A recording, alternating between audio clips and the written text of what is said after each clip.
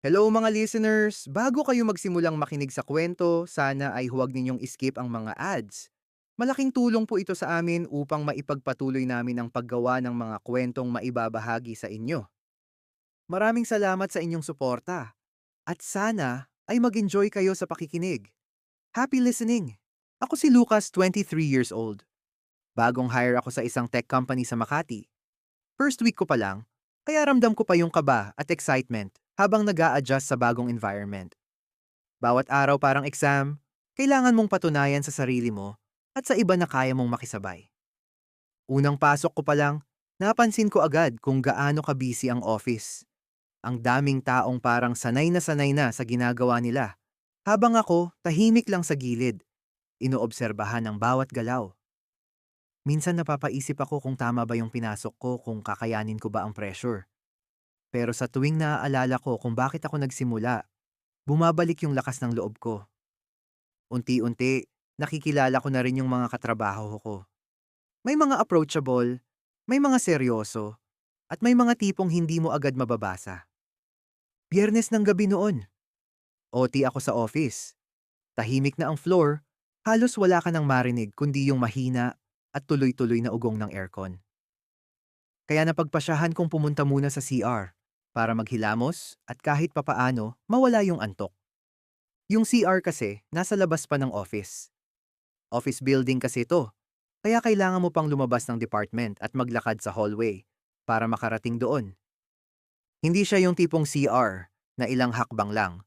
Kaya medyo hassle din lalo na kapag pagod ka na. Pagpasok ko, sinalubong ako ng malamig na hangin at maliwanag na ilaw ng salamin. Yumuko ako sandali sa lababo. Hinayaan kong dumaloy ang tubig sa mukha ko. Ilang segundo lang, parang nabawasan na yung pagod ko. Habang pinupunasan ko ang mukha ko, biglang bumukas ang pinto. May pumasok na isang lalaki. Hindi ko siya kilala, pero halata sa postura niya. Matangkad, moreno, malinis manamit. Yung tipong may presence agad kahit hindi nagsasalita. Diretso siyang naglakad papunta sa katabing lababo. Nagkatinginan kami sa salamin. Habang naghuhugas ako ng kamay, nag-aayos-ayos siya ng buhok. Parang walang may gustong umalis sa amin, kahit tapos na kami at naghihintay kung sino unang kikilos. Alam ko, may something sa kanya. Hindi na bago sa akin yung ganitong pakiramdam. Yung tingin pa lang, may sinasabi na.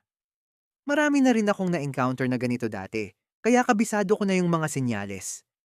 At sa pagkakataong, yun, sigurado ako, tama yung iniisip ko. Katulad ko rin siya na pumapatol sa kapwa lalaki at may gustong sabihin na hindi kayang sabihin ng direkta.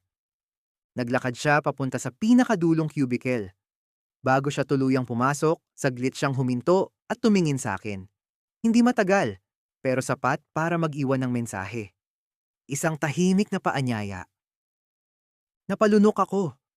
Ramdam ko yung bigat ng desisyon sa simpleng sandaling yon. Pwede kong baliwalain, pwede kong talikuran. Pero bakit parang hindi ko magawa? Parang may humihila sa akin. Pero nag-decide ako na wag na lang kasi bago lang ako sa lugar at nagmadali akong lumabas. Bigla akong natakot. Pagkatapos ng overtime, dumiretso ako sa isang maliit na tindahan ng mga silog. Gutom na rin ako. Umupo ako sa isang sulok at tahimik na kumakain. Napatingin ako sa wallet ko. 500 pesos na lang yung pera ko. Napabuntong hininga ako. Hindi ko alam kung aabot pa to hanggang sahod. Ang tagal pa ng sahod. 2 weeks pa. Siguro, manghihiram na lang muna ako kay kuya. Ganito pala talaga. Hindi lang trabaho ang laban dito, pati buhay. Pero kahit mahirap, kailangan kayanin. Gabi na nang makarating ako sa apartment ko. Sobrang traffic pa kanina, kaya halos ubos na yung lakas ko. Mas nakakapagod yung traffic kaysa sa pagtratrabaho. Dahan-dahan akong humiga sa kama, pinikit ang mga mata, at hinayaan ang pagod na bumalot sa buong katawan ko. Sa wakas, nakapagpahinga rin. Bulong ko sa sarili ko habang nakapikit. Day off ko naman bukas. Pero kahit pagod na ako, hindi pa rin matahimik ang isip ko. Isa-isa kong binibilang sa utak ko yung mga kailangan kong bayaran kapag nakuha ko ang first sahod ko. Magbibigay ako kay mama. Magbabayad ako ng apartment, kuryente, tubig. Ibabalik ko yung hiniram ko kay kuya. Tapos yung mga lending app na nautangan ko, napabuntong hininga na lang ako. Parang wala ring matitira sa akin. Grabe. Ganito pala ang totoong buhay. Mahina akong sabi. Parang gusto ko na lang bumalik sa pag-aaral. Dati, project, thesis, exam, at baon lang ang problema ko. Ngayong tapos na ako mag-aral, parang mas naging marami ang problema ko. Bayad sa rent, mga deadline sa trabaho, mga utang, yung pagod sa traffic at trabaho. At problema ko din kung anong purpose ko sa buhay. Kung magiging successful ba ako? Tahimik lang ang kwarto pero ang bigat ng pakiramdam ko. Hindi ko alam kung matutuwa ba ako dahil may trabaho na ako or malulungkot dahil parang nagsisimula pa lang, pagod na agad ako. Natulog lang ang ginawa ko buong day off ko. Pakiramdam ko, mas kailangan ko ng pahinga kaysa lumabas o gumala. Hindi rin naman ako mag-e-enjoy kung pagod pa rin ako. At sa totoo lang, wala na rin akong pera. May mga kaibigan akong nag-aaya lumabas, pero isa-isa ko silang tinanggihan. Kahit gusto ko sana sumama, hindi pwede. Walang budget. Ang bilis ng araw. Monday na ulit. Parang hindi ko naramdaman yung day off. Maaga akong umalis sa apartment pero muntikan pa rin akong malate. Sobrang lala ng traffic. Kahit anong aga mong pumasok, may possibility pa rin na malate ka. Pagdating ko sa office, halos mabitawan ko ang dala ko. Nagtipon-tipon na ang lahat sa harap ng IT department at nagsasalita ang HR. Everyone, I would like you to meet Darwin. He is the new manager of the IT department. He came from our BGC branch. Sabi nung HR namin. Parang tumigil ang mundo ko. Dahan-dahan akong napatingin sa kanya. At doon ko siya nakita. Yung lalaki sa CR. Biglang bumilis ang tibok ng puso ko. Hindi ako makapaniwala. Sa dami ng pwedeng maging bagong manager, bakit siya pa? Hindi ko alam kung anong mararamdaman ko. Gulat, kaba o takot. Nang magtagpo ang mga mata namin, saglit siyang ngumiti. Yung ngiti na parang normal lang ang lahat. Pero para sa akin, may ibang ibig sabihin. Napalunok ako at mabilis na umiwas ng tingin tapos nagsalita siya. Hello everyone! My name is Darwin and I'll be handling the IT department starting today. I came from our BGC branch and I've been in this field for quite some time. I'm not the type of manager na mahirap lapitan.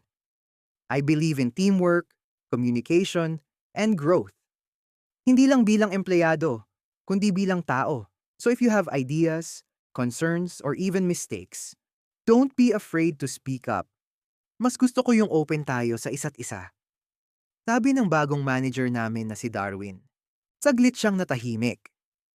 Tapos, napatingin siya sa direksyon ko ulit. Tapos nagsalita siya ulit. As long as we stay professional, I'm sure we'll do just fine. Sabi niya. Parang may ibig sabihin yung huling sinabi niya. Para sa iba, normal lang.